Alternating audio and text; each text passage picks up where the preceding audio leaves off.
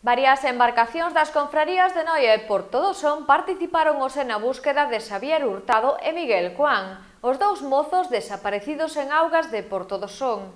Ademais de particulares, no operativo coordinado por Salvamento Marítimo participaron a Salvamar Regulus, a embarcación do Servizo de Gardacostas María Pazos de Porto do Son e Protección Civil.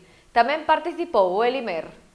Cúmprense 9 días do accidente no que desapareceron Miguel e Xavier, día clave para atopar os corpos dos mozos que poderían saír a flote.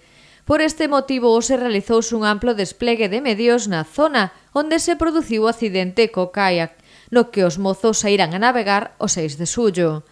Dende primeira hora esta mañá, Salvamar Regulus rastresou a zona entre Punta Castro e Praia de Coira.